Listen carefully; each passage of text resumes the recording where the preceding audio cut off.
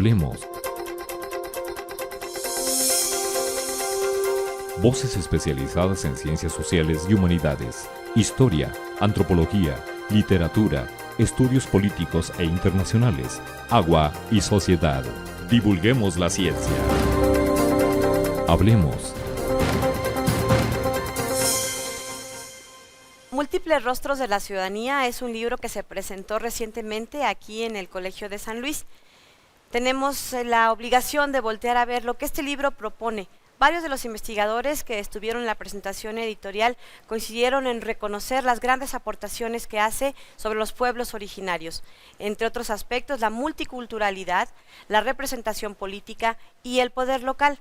Vamos a platicar el día de hoy con quien coordinó esta presentación editorial, el maestro Agustín Ávila, quien nos va a platicar sobre el trabajo que él ha hecho particularmente en comunidades indígenas en San Luis Potosí y las importantes aportaciones y aprendizajes que sin duda tienen nuestros pueblos originarios. Comenzamos, bienvenidos. El Colegio de San Luis realizó el pasado 15 de marzo el conversatorio El arte de la paz, la no violencia como catalizador de desarrollo social, con la participación de Ben Lama Rinchen, quien es director de la Fundación Sakya y maestro residente del Centro Budista Sakya con sede en Alicante, España. En este evento se habló acerca de los distintos riesgos que están presentes en el mundo, como la extinción de la especie humana, la crisis del medio ambiente y el desarrollo de inteligencia artificial, los cuales afectan a toda la vida en el planeta, y que para atenderlos se necesita una cooperación internacional.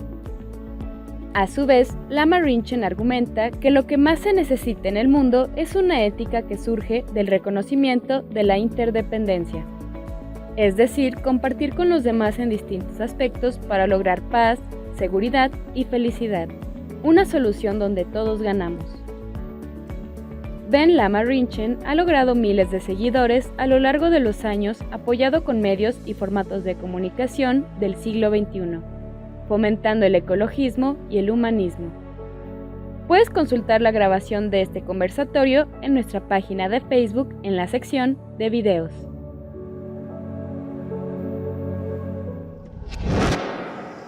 ¿Qué tal? ¿Cómo están? Bienvenidos. Les damos la más cordial bienvenida a este espacio desde el Colegio de San Luis. Hace unos días, el pasado 21 de marzo, aquí en el Colsan se presentó un libro muy interesante porque tiene que ver con un tema que hoy se está discutiendo en muchos espacios y es los múltiples rostros de la ciudadanía, multiculturalidad, representación política y poder local. El autor es un investigador de un centro público de investigación hermano nuestro, del CIESAS, y estuvo a cargo de Víctor Leonel Juan Martínez. Este libro lo comentaron, lo presentaron varios académicos, entre ellos varios de nuestra institución, y hoy vamos a platicar con quien estuvo a la cabeza de este esfuerzo de presentación editorial, y es el maestro Agustín Ávila, a quien le doy la más cordial bienvenida y que ustedes ya conocen como uno de los protagonistas principales de impulsar estos temas de multiculturalidad y trabajo desde hace un buen tiempo con los pueblos originarios. Maestro Agustín, muchas gracias por acompañarnos, bienvenido. Al contrario, muchas gracias por invitarnos y con mucho gusto estamos para acompañarnos y para comentar sobre estos temas. Precisamente, bueno, pues a usted no le son ajenos, su experiencia a lo largo de muchos años ha tenido que ver precisamente con el trabajo en los pueblos indígenas de San Luis y de otros estados. Cuéntenos, ¿cuál es la importancia de haber presentado un libro como este aquí en el Colegio de San Luis? Muy bien. Yo veo dos aspectos que me parece que hay que destacar. El primero tiene que ver con la presencia indígena en San Luis. Y el segundo tiene que ver con el enfoque de este texto que se ha presentado. Y alrededor de los dos puntos me voy a permitir ofrecer algunos comentarios. En primer lugar, hay que llamar la atención el censo de 2020 de INEGI. Reveló que un poco más del 20% de la población total del estado se reconoce como indígena. Es decir, que son portadores de una cultura adicional y diferente a la cultura general y ordinaria.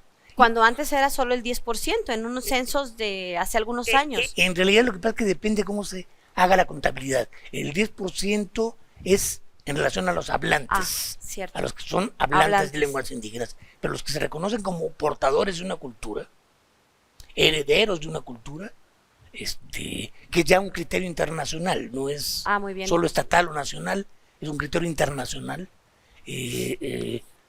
Resultó que el 20%, es decir, muchísimo. Y esto es importante porque los indígenas, además de otra cultura, de un gran número de población, también son electores. Entonces, se ha dado importancia desde hace unos, notable importancia desde hace unos 20 años a la presencia indígena también en términos de los procesos electorales, porque en un estado con elecciones cada vez más competidas, más reñidas, más cerradas, el voto indígena con frecuencia ha sido el fiel de la balanza. Eso ha permitido dar lugar a que en el caso de San Luis se haya generado una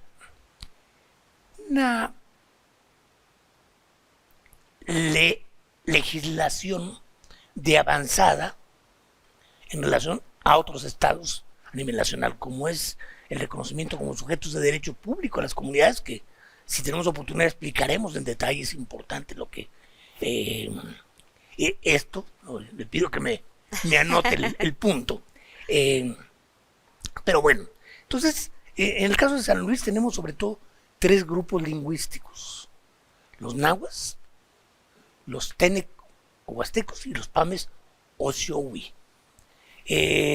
Son 3 grupos con historias distintas, con culturas que tienen diferencias, pero también hay elementos históricos y estructurales que son semejantes, ¿no? O sea, unos y otros fueron en su momento, durante la colonia, despojados de sus territorios. Unos y otros han tenido que luchar por sus territorios, por sus tierras, y en ese sentido han mostrado una vitalidad sobresaliente porque, digamos, si hablamos de 23 municipios donde la presencia indígena es significativa, sobre todo en la Huasteca y la zona media, bueno, en esos municipios hay un proceso de larga lucha, de lucha histórica por recuperar sus tierras, que ha sido exitosa. En varios municipios del 50% al 70% de la tierra está en manos de las comunidades. Eso es otro factor muy importante que va a jugar en los nuevos procesos. ¿Por qué? Pues porque el 52% de los recursos naturales de este país están asentados en tierras indígenas. Y aquí en San Luis, recursos naturales, recursos turísticos, están en tierras indígenas. Entonces eso genera un factor de interés económico, de contradicción política, o sea, que hay que tomar en cuenta porque está jugando en todo el proceso. Bien. Ahora, yo creo que por fortuna también en todo esto el Colegio de San Luis cada día tiene una presencia más significativa, más clara y más sustantiva en estos procesos. ¿A qué me refiero? Todos los poderes del Estado, en su momento, han convocado al Colegio de San Luis para que participe, colabore, apoye, contribuya con conocimiento a las consultas indígenas, que son de ley hoy en San Luis, que son obligatorias por ley, y ahí cuando no se ha consultado, pues echaron abajo el plan de desarrollo, el plan estatal de desarrollo, la ley electoral. Entonces no es... Sí, no es cualquier cosa. Son un grupo que ha estado luchando y lo ha logrado gradualmente por un reconocimiento y por una inclusión. Es como sentirse extranjero en su propia tierra, cuando tenían el marco legal en contra y amenazados por diversas condiciones. Y hoy este reconocimiento, bueno, con los votos de estas zonas indígenas, se gana o se pierde elecciones. Así es. Entonces, bueno, en ese sentido el colegio, digamos, vayamos a una contribución sustantiva y de impacto nacional del colegio a los procesos indígenas. Aquí en el colegio elaboramos el padrón de comunidades indígenas de San Luis Potosí, que fue el primer padrón a nivel nacional. Y no es cualquier cosa porque es lo que permite saber quiénes son los sujetos de derecho, quiénes son los interesados y a quién es necesario atender, y en última instancia, quiénes son los que tienen capacidad, personalidad jurídica para hacer exigible la ley, el cumplimiento de la ley. Entonces, otra vez, no es cualquier cosa, y el colegio ha sido protagonista de esto. Pero bueno, también el Congreso, el CEPAC, como organismo autónomo, han pedido la colaboración del colegio para las consultas. Hemos estado en las consultas, en el Plan Estatal de Desarrollo, que fue un plan muy exitoso. También el colegio participó desde la consulta hasta el diseño de lo que es el desarrollo indígena en San Luis Potosí, que también es un precedente a nivel nacional porque ya es por ley. Que esté en un plan de desarrollo ya es algo que está en la ley y que es exigible por lo mismo, ¿sí? Bueno, el mismo INE nos pidió al colegio apoyo, y de hecho al INE le dimos un curso se dieron cuenta que era importante, les dimos un curso sobre la cuestión indígena en San Luis, que fue el primero a nivel nacional también, o sea, y relevante no solo desde el punto de vista académico, sino también desde el punto de vista social, porque todo esto permitió, y la información que tenemos en el colegio, permitió que una comunidad como La Palma no fuera dividida. En los escenarios de distritos electorales, La Palma es una comunidad PAME que está una parte en el municipio de Rayón y otra parte en el municipio de Tamazopo. Después le paso un mapa para que lo pueda ilustrar. Y entonces la redistritación los iba a dividir. Una división más. Una redistritación hecha desde el escritorio. Desde el escritorio y sin el conocimiento necesario. En ese sentido, el colegio ha sido una fuente de conocimiento, pues ahora sí que verificable, sólido, no son ocurrencias. Así es. Que ha apoyado estos procesos. El Colegio de San Luis, efectivamente, como lo ha comentado ya el maestro Agustín Ávila, ha tenido estos proyectos, estos trabajos desde hace varios años, en donde se ha reconocido la importancia de esta presencia multicultural en nuestro estado, en la región, en el país, y efectivamente varios aspectos, proyectos que han tenido esta perspectiva de los pueblos originarios por las consideraciones políticas, sociales, económicas que innegablemente tienen. Vamos a ir a una pausa y vamos a ir platicando con nuestro invitado de hoy. Antes los invito para que nos acompañen en el siguiente bloque, en el bloque 2 y 3 del programa. Tuvimos la oportunidad de conversar justo en los días que nos visitó acá en el Colegio del Autor, en el Colegio de San Luis, perdón, el autor de este libro, Múltiples Rostros de la Ciudadanía, Multiculturalidad, Representación Política y Poder Local, el doctor Víctor Leonel Juan Martínez, investigador de CIESAS en la sede de Oaxaca, un autor, un académico indígena, precisamente oaxaqueño, y bueno, pues les compartimos esta charla. Regresamos para cerrar el programa con nuestro invitado de hoy. Continuamos.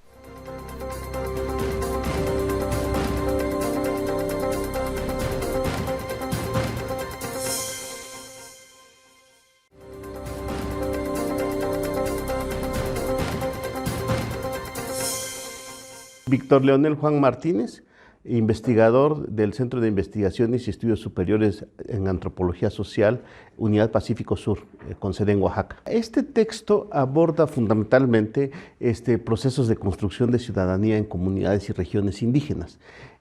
¿Por qué surge la inquietud de estudiarlo a partir de la ciudadanía? Porque yo soy de una comunidad indígena, soy zapoteco, de una comunidad que se llama Villa de Azordaz, en los valles centrales de Oaxaca, y en algunas ocasiones, cuando coincidían las asambleas locales de elección de autoridades del ayuntamiento, coincidían a veces con procesos de elección a diputados federales, locales, y entonces yo veía cómo la asamblea de un lado estaba realizando un proceso de elección de sus autoridades, de su gobierno local, con reglas que tenían que ver con voto público a mano alzada, con elección por ternas, en donde las personas que eran nominadas para ocupar un cargo muchas veces exponían sus razones para no ser nominadas a ese cargo.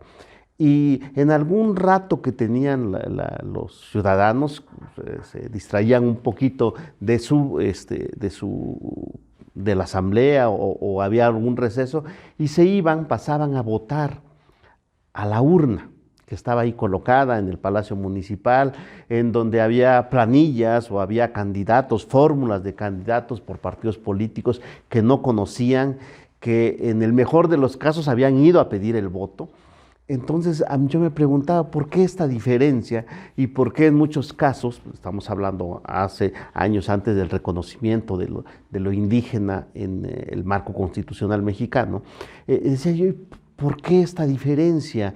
¿Y por qué lo indígena se ve como poco democrático? En muchos casos así se le calificaba o se le descalificaba, cuando son procesos de construcción de ciudadanía diferentes, diferenciados, con otras reglas, con otros instrumentos, con otros valores, y entonces eso digamos que esa fue una de las principales motivaciones iniciales para empezar a estudiar estos procesos. Entonces ahí lo que vamos a encontrar es precisamente cómo se construye la ciudadanía en las comunidades, en las regiones indígenas, a qué lógica responden, qué es lo que se protege, qué es lo que se busca, qué es lo que se persigue con esta construcción y las formas diferenciadas de ejercicio de la ciudadanía en contraste con la democracia liberal que tiene sus propios mecanismos, sus propias ciudadanías. Pero además de eso, entonces, pues yo me percataba, y es mucho de lo que aborda ese libro, por eso el título también de Múltiples Rostros, yo me percataba que un ciudadano comunitario, una persona de la comunidad indígena, dejaba un ratito su ciudadanía comunitaria aquí y se iba a la ciudadanía representativa en el voto, en la urna, ¿no? Y en algunos casos también me topé que había personas que tenían ya doble nacionalidad o ciudadanía americana y ahí también ejercían sus propios derechos, sus propias obligaciones como ciudadanías y no estaban desligadas de la ciudadanía comunitaria. Y luego también me encontraba que en algunos casos esta misma persona era comunero o era ejidatario y ahí tenía también un conjunto de derechos, de obligaciones ligadas al régimen de propiedad de la tierra. Y entonces veía yo que había un conjunto de ciudadanías distintas ejercidas por la misma persona, de acuerdo al espacio, al ámbito, al tiempo en que se requería realizar, ¿no? Y entonces en gran medida eso es parte de lo que busca el libro, entender estos procesos en un marco sociohistórico y entender particularmente los distintos procesos sociales, culturales, económicos, políticos que están atravesando a las regiones indígenas y que empiezan a mover también estas condiciones, esta construcción y este ejercicio de las ciudadanías. Digamos que han estado en un embate permanente, ¿no? Las comunidades indígenas, recordemos, desde la época de la colonia, la época del México independiente. En el México independiente las comunidades indígenas desaparecen del escenario nacional en el marco constitucional e institucional que se construye. La primera constitución mexicana excluye a los indígenas, no forman parte del gran pacto social de la nación. Incluso entre los diarios de los debates, si encontramos, veremos afirmaciones en el que se decía que no podían ser esa población retrógrada, bárbara, no podían ser la base constitutiva de una nueva nación. Es decir, hay un racismo desde la creación del Estado mexicano, de la República Mexicana como tal, y sin embargo los indígenas subsistieron en la Constitución del 57, pensadores como Ignacio Ramírez, el Nimbromante, un periodista, político, diputado, también alertaba de lo que él señalaba una ficción constitucional. Es una ficción constitucional, decía, considerarnos y establecernos como una nación homogénea cuando hay tantos pueblos, tantas culturas diversas, tantas lenguas y tantas formas distintas de ver la vida. Y él ofrecía una salida, él proponía una salida que era elevar a los indígenas a la esfera de la ciudadanía, darle derechos y obligaciones, decía, y con ello nosotros podremos hacer una nación sólida, férrea, unida en esta diversidad.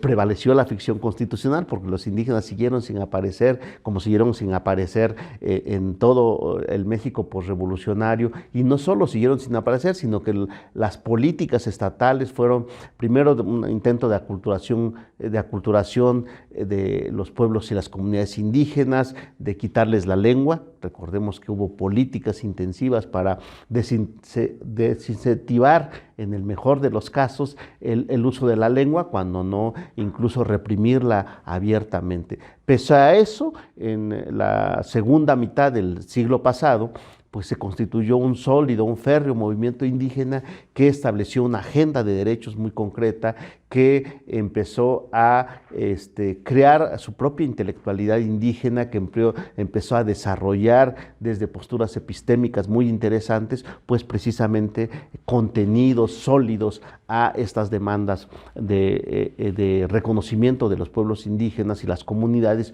como sujetos de derecho colectivo, ¿no? Sujetos políticos, sujetos sociales y sujetos de derecho también. Entonces, digamos que estos procesos siguen los embates, y hay particularmente desde los 80s con una implementación más férrea del neoliberalismo, que va por las riquezas, los recursos naturales que están básicamente en regiones indígenas, las mayores en este país.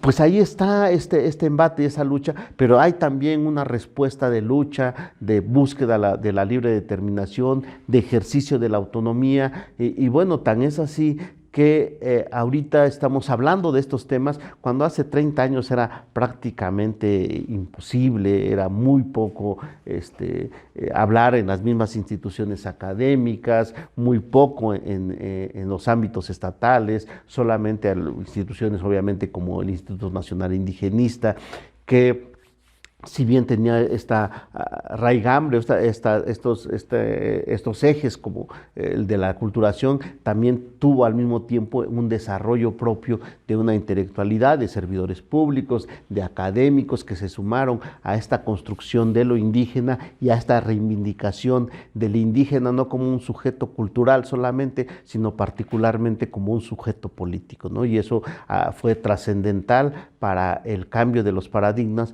y para que este empuje de los pueblos y comunidades llegara precisamente incluso a que se dieran cambios constitucionales. Surgió el ZLN, se dio una movilización muy importante, hubo cambios. Esto es lo que quiero decir, es que los embates ahí están, y en buena medida el libro también habla de estos embates y cómo las comunidades los están procesando.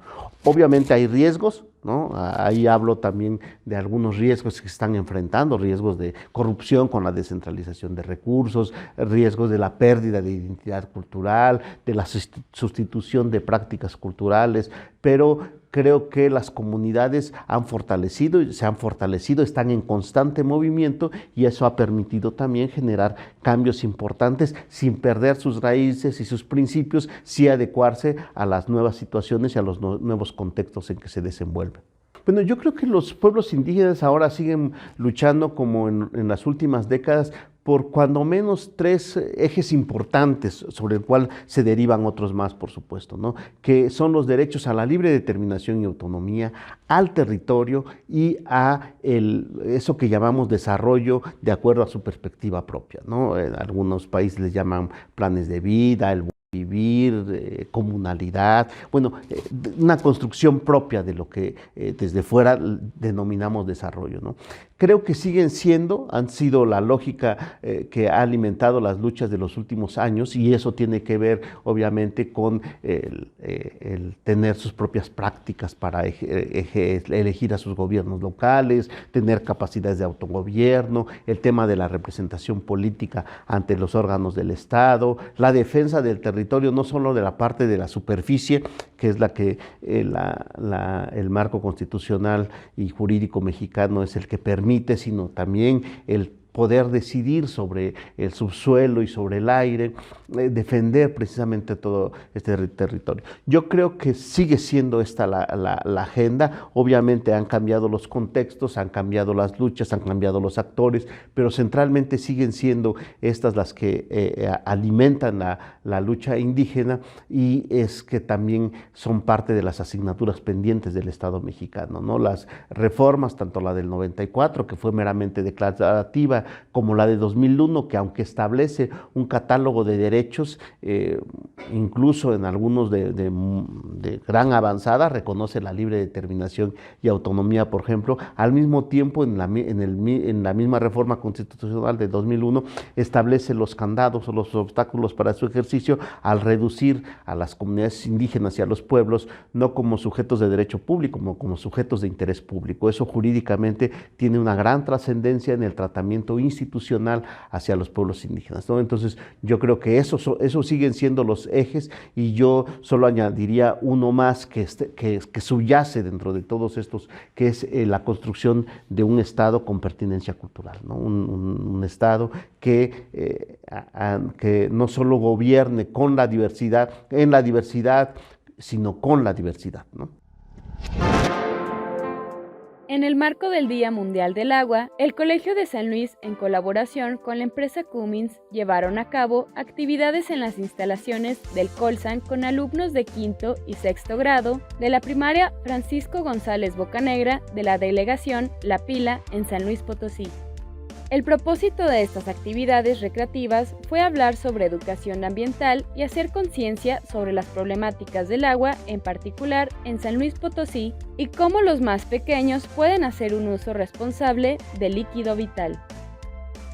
Este evento, encabezado por la doctora Briseida López y el doctor Jorge Morán del programa Agua y Sociedad, los niños y niñas aprendieron sobre temas en torno al agua, como el uso, la huella hídrica, y sobre los fenómenos hidrometeorológicos, eventos naturales que con frecuencia resultan en desastres con pérdidas humanas y materiales, tales como las sequías, inundaciones, entre otros. La doctora Briseida López comentó que San Luis Potosí está atravesando por una crisis hídrica y es necesario tomar cartas en el asunto. Sobre todo que desde las infancias se haga conciencia sobre las problemáticas actuales en torno al agua y cómo los ciudadanos pueden hacer sus propias aportaciones. El Colegio de San Luis actualmente tiene un proyecto en conjunto sobre la conservación de cuencas en algunas comunidades del municipio de Río Verde y Ciudad Fernández, con apoyo de la empresa Cummins, y en donde se han sumado habitantes de las comunidades beneficiadas.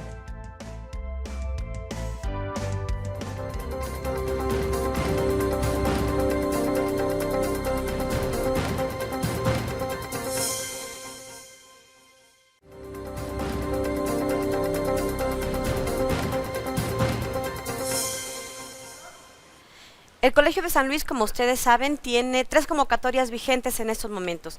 Así que los invitamos para que nos acompañen a ver esta cápsula que tiene información precisamente de los posgrados que están vigentes en estos momentos, que pueden cursarse con beca CONACYT. Este 2023, el Colegio de San Luis tiene abiertas las convocatorias en 3 de sus posgrados. Maestría en Historia. Maestría en Gestión Sustentable del Agua. Doctorado en Ciencias Sociales. Todos los posgrados del Colsan cuentan con acreditación en el Sistema Nacional de Posgrados de Calidad, por lo que podrás postularte a una beca otorgada por CONACYT. Cuentan con posibilidad de movilidad nacional o al extranjero. Son presenciales, escolarizados y son impartidos por una planta de profesores investigadores con amplia experiencia en sus respectivas líneas de investigación. Revisa las convocatorias en www.colsan.edu.mx. El Colegio de San Luis, 26 años generando conocimiento con utilidad social. Yo creo que una de las cuestiones centrales que habría que apreciar en las regiones indígenas, los pueblos, las comunidades, es una gran diversidad, ¿no? En el libro hablamos de una gran diversidad de prácticas, de principios orientadores, de realidades, de mecanismos diferenciados para responder a procesos sociales comunes. Por ejemplo, la migración no es lo mismo la migración en una comunidad zapoteca que en una comunidad mixteca, responden de maneras diferentes a estas lógicas. Yo creo que una de las cuestiones que habría que apreciar es esta capacidad de adaptación al cambio. Lejos de aquellos discursos que señalaban que la comunidad indígena es inamovible, que es cerrada, que tiene poca vida interna para el cambio, creo que una de las cosas que se muestra en el libro y que se ha mostrado en las realidades de las últimas décadas es precisamente esta capacidad de cambio que se tiene en las comunidades indígenas, esta capacidad de adaptación y esta capacidad de defensa de sus principios, de sus derechos, pero al mismo tiempo de no perder estos sentidos de identidad cultural y de unión. Yo creo que esto que señalas es muy interesante y muy propio, esta participación en las asambleas, en distintos mecanismos de construcción o del ejercicio de la ciudadanía, de la praxis ciudadana, que en muchos casos tiene que ver con asambleas, pero en muchos otros no. En muchos otros hay otros mecanismos diferenciados de toma de decisiones, de construcción de consensos y demás, pero yo creo que lo más importante es no perder de vista que lo que rige o el motor que sigue moviendo a estas comunidades indígenas es el principio de la construcción de lo colectivo y la defensa de lo colectivo. Es decir, antes que individuo, pertenezco a una comunidad y las decisiones que se van a adoptar van a ser en primer término en beneficio de la comunidad, sin sojuzgar los derechos individuales que tiene cada persona, pero sí dando una preeminencia a lo colectivo y a esta búsqueda de construcciones, de salidas, de búsqueda de alternativas a problemas de la comunidad o de la colectividad. Yo creo que eso sería lo más importante en primer término. En segundo término, creo que es necesario también establecer mecanismos para que las comunidades indígenas, los pueblos indígenas, puedan participar en la toma de decisiones más allá de lo comunitario. Esto es, hay decisiones regionales, hay decisiones estatales y obviamente de la federación que afectan a las comunidades indígenas y en las cuales no tienen ni voz ni voto, ¿no? Entonces habría que buscar construir mecanismos, instrumentos eficaces y con pertinencia cultural, ¿no? Actualmente no existen los mecanismos que establece el INE y el Tribunal Electoral y demás, pues no están dando los resultados porque están dirigidos a población indígena más que a pueblos y comunidades indígenas, ¿no? Entonces creo yo que esos son los elementos centrales por los cuales son los de los cuales debiéramos estar aprendiendo ahora. Una de las cuestiones centrales para los jóvenes en general y sobre todo aquellos que tienen esta oportunidad de una formación académica, los jóvenes de las comunidades indígenas y particularmente quienes tienen la posibilidad de una formación académica, uno a apreciar que esta oportunidad que tienen pues no la tuvimos generaciones anteriores. Nosotros nos formamos en una lógica muy homogénea. Yo estudié la licenciatura en Derecho y la lógica era monocultural y monojurídica, ¿no? No había esta posibilidad del pluralismo jurídico y demás, de esta apreciación de la diversidad que se tiene ahora. Primero, digamos que tomar conciencia de este papel nuevo que están desempeñando.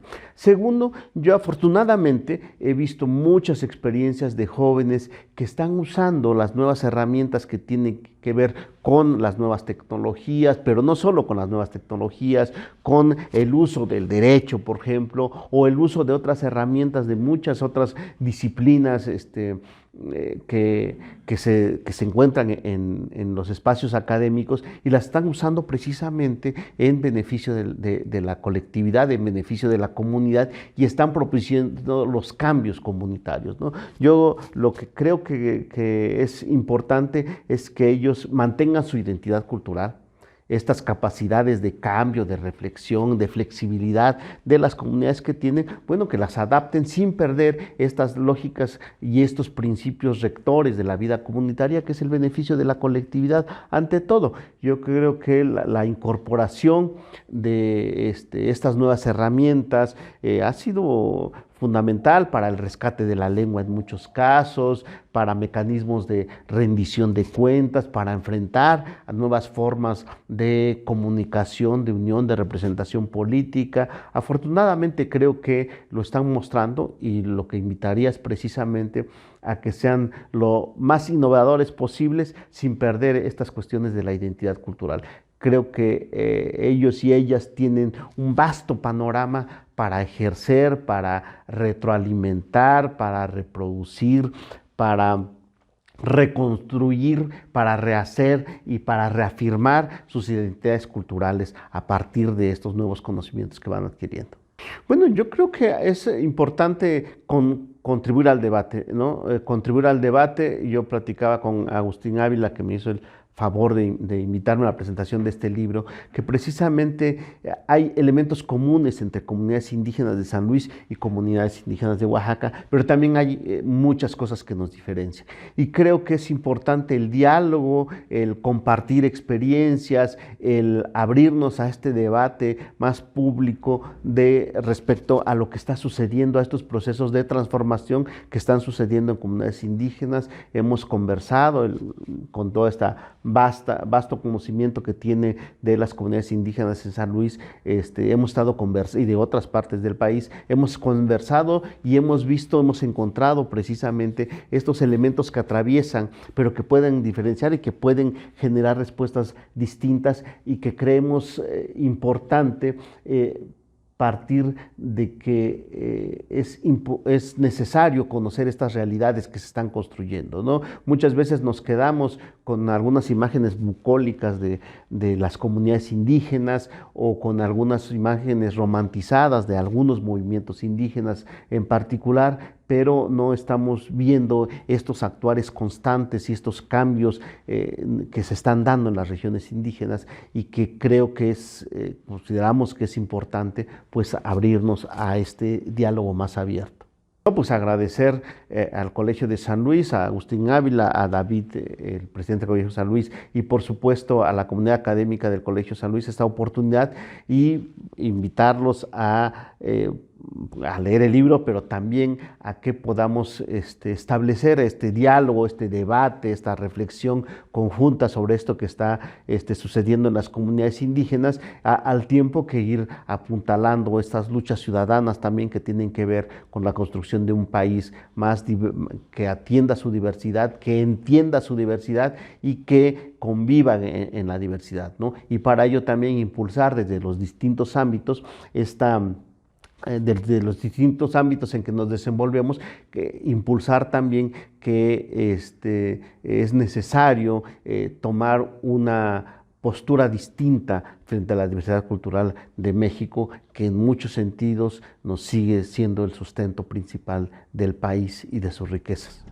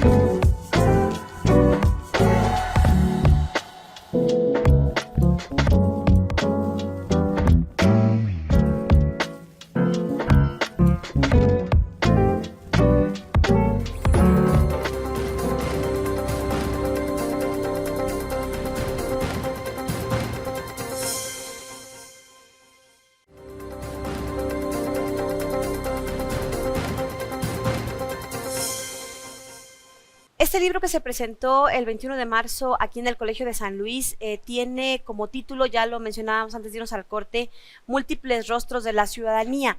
Este concepto de ciudadanía tan vigente y que lamentablemente pareciera que solo de manera coyuntural, cuando hay procesos electorales, se retoma, se recuerda o se revive. Pero desde el Colegio de San Luis nuestros investigadores han abordado este aspecto en sus múltiples facetas, y precisamente este tema de multiculturalidad, representación política, poder local, las comunidades indígenas tienen mucho que enseñarnos. Lo hemos platicado en otros programas y con otros interlocutores, pero coinciden en que las comunidades indígenas en sus prácticas cotidianas, en sus prácticas comunitarias, este concepto de ciudadanía y esta participación política los hace, creo yo, diferentes, especiales y con mucho por enseñarnos. Maestro Agustín, cuéntenos un poco sobre estos conceptos, particularmente de ciudadanía en comunidades indígenas. Con mucho gusto.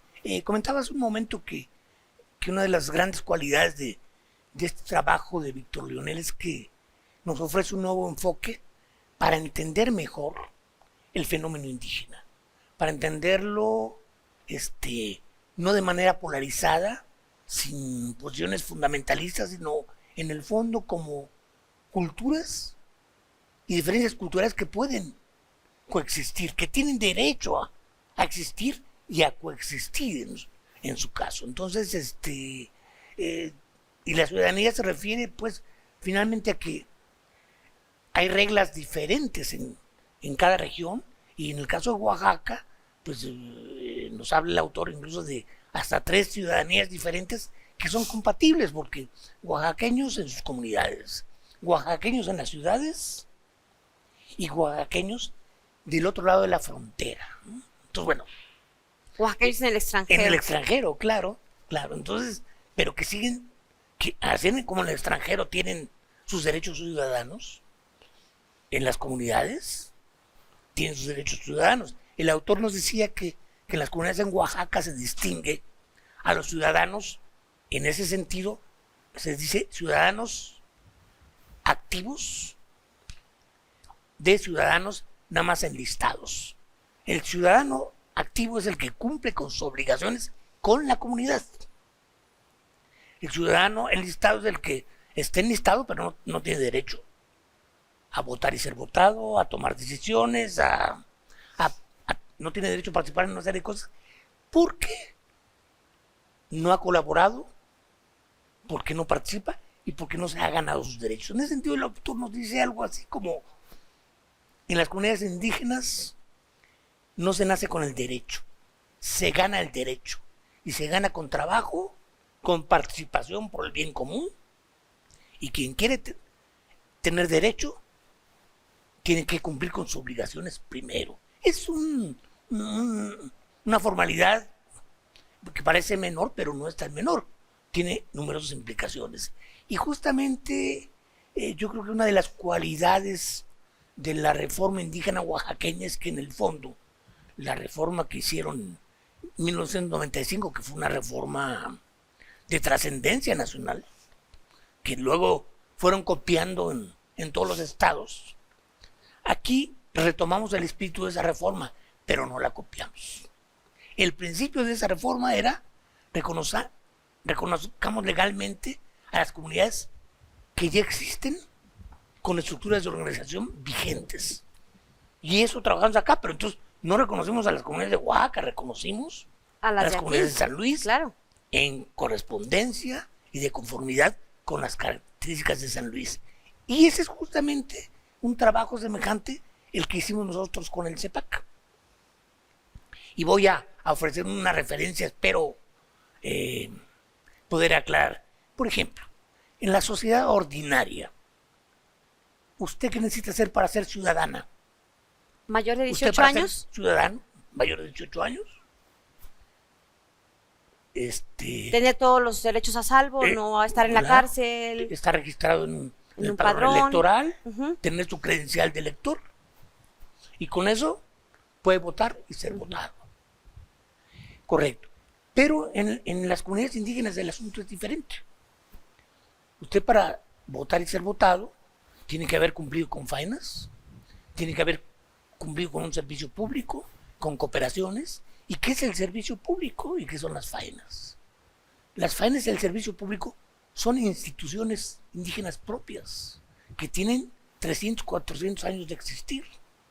¿Y en qué consisten? La faena consiste en que, con cierta regularidad, que a veces puede ser una vez a la semana, se tiene que realizar trabajo no remunerado en beneficio de la comunidad, para construir un camino, para construir una escuela, para darle mantenimiento, por ejemplo, al centro de salud, claro, a la escuela donde van nuestros hijos, claro, así es. Ahí van los papás, se organizan, la limpieza, las mamás, etcétera. Por ejemplo, uno va a una comunidad indígena y un indicador clarísimo de organización es: Si está limpio, hay organización. Si no está limpio, Hay buen trabajo comunitario. exactamente. ¿Y Entonces, eso ustedes se lo enseñaron al CEPAC o de qué manera? hicimos un texto que Ujú. ya no sé si presentamos aquí también. Creo que nos debía eso, pero bueno, pues sirve que lo vamos platicando. Pronto se los pagamos porque íbamos por la segunda edición. Se agotó al tercer día. Y eso hicimos para el CEPAC. Establecimos cuáles eran las características y los términos de la ciudadanía indígena en San Luis Potosí, en las comunidades de San Luis Potosí. Y eso permitió entonces que se tome en cuenta el sistema de toma de decisiones, que se tome en cuenta y que se respete. El sistema de toma de decisiones, la estructura de organización y los valores y criterios para participar o no participar, ¿no? Entonces, en eso consiste la diferencia, por ejemplo, en este caso, entre la ciudadanía ordinaria y la ciudadanía indígena comunitaria, ¿no? Y yo creo que es muy importante, porque eso es parte de la autorregulación, de la gobernabilidad de las comunidades. O sea, si eso no existiera, las comunidades podrían ser un estado de guerra permanente. No lo son. Gracias precisamente a esa organización Claro, interna, ¿no? Porque tienen un orden interno. Me platicaban hace unos días que estuve en la Huasteca de una comunidad donde dijeron, a ver, aquí somos comunidad y aquí no se debe perder nada. Si a alguien se le olvida la pala, el machete, la llave, el gato, lo que sea, ahí tiene que quedarse. Porque si alguien no cierra una puerta donde se puede ir el ganado por ese descuido, Alguien solidariamente llega y lo debe cerrar, es una no, responsabilidad no, comunitaria. pero al que no lo cerró, Así le va. así le va. Entonces, bueno, en esta comunidad Nada se ya no pierde. hay robos, porque ni los zapatos, ¿no?, se roban. Porque al que agarran robando, híjole, no le va nada bien, ¿no? Entonces, bueno, eso es lo que hay que entender, y hay que entender también como un derecho. Y eso es lo que finalmente, a diferencia de otras entidades, donde esto no se ha entendido, en San Luis se logró implementar, y por ello ha sido una reforma exitosa, la reforma indígena, que se hizo en 2003, y luego la legislación secundaria posterior, porque se reconoció a las comunidades indígenas la calidad de sujetos de derecho público. ¿Qué quiere decir esto? Voy a ser puntual, breve, espero poderme explicar. Nos queda un minuto, pero díganos, correctamente. ¿cuáles son los sujetos O sea, de derecho? Son los sujetos de derecho, quiere decir que se les da atribuciones para actuar como autoridad. Los actos de autoridad son válidos, porque de otra manera, si no se da ese derecho, cualquier acto de autoridad que hagan en una comunidad indígena está violando la ley, y son acreedores a todas las sanciones. Por ejemplo, detienen a alguien por ir borracho y cometer cualquier clase de cosa, y entonces pues no resulta que como no estaba reconocido en la ley, puede ser acusado de esa autoridad de usurpación de funciones, privación ilegal de la libertad, que es equiparable a secuestro y no sale ni bajo fianza. Entonces, al reconocer los actos de la autoridad indígena, se le dio un gran instrumento de defensa, un gran instrumento de gobernabilidad, conveniente también, por supuesto, para el gobierno estatal y para la sociedad estatal. Claro. Y termino con eso. Ahí yo creo que también se deposita en la ciudadanía indígena y en el sujeto de derecho público una gran enseñanza para la sociedad estatal y sociedad nacional. ¿Qué tal que se le dé entrada a la participación local en el combate a la delincuencia? Sin ellos son los que conocen. Sin ellos, cualquier cosa va a ser difícil. Y es un tema que nos debe y que lo invitamos en un programa posterior para que nos platique todo eso que usted ha hecho, el trabajo con no solo las comunidades que las conoce, las ha recorrido, sino este vínculo que ha hecho entre las comunidades indígenas y las autoridades electorales, por ejemplo, es trabajo con el CEPAC, con el INE, y que bueno, pues cada vez se acercan más proyectos u otros aspectos importantes. Maestro Agustín Ávila, muchas gracias por habernos acompañado. No, al contrario, muchas gracias por la invitación y estamos a sus órdenes. Bueno, pues ya nos vamos, gracias por habernos acompañado, nos despedimos y le invitamos para que se quede con la Agenda Colsan y este programa, ya sabe, mañana está disponible en el canal de YouTube de El Colegio de San Luis. Gracias, soy Lidia Huache, pásela bien, hasta la próxima.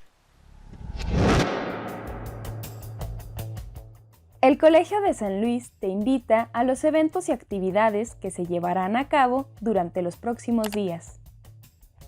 Se realizará la presentación del Plan de Desarrollo Indígena dentro del Plan de Desarrollo Estatal, a cargo del maestro Agustín Ávila, el 28 de marzo a las 18 horas por Blue Jeans. Se encuentra abierta la convocatoria del primer coloquio de literatura potosina, a realizarse el 29 y 30 de junio. Consulta las bases en nuestro Facebook. Tienes hasta el 19 de abril de 2023 para enviar los documentos solicitados. Te invitamos a consultar el nuevo número de la revista Encartes, Realidades Socioculturales, donde encontrarás temas como la Revolución Mexicana y el coronavirus. Visítanos en encartes.mx. Recuerda que puedes descargar libros de manera gratuita del Fondo Editorial Colsan. Entra a librería.colsan.edu.mx y en la sección de libros electrónicos encontrarás distintos temas como estudios políticos, estudios sobre agua y sociedad, crítica y análisis literario, estudios desde la antropología y la historia. ¿Quieres estudiar un posgrado con beca CONACYT? El Colegio de San Luis tiene abiertas las convocatorias de maestría en Historia, maestría en Gestión Sustentable del Agua y doctorado en Ciencias Sociales. Conoce las bases en nuestras redes sociales y página web. Consulta los detalles de este y otros eventos a través de nuestra página web www.colsan.edu.mx y síguenos también en nuestras redes sociales.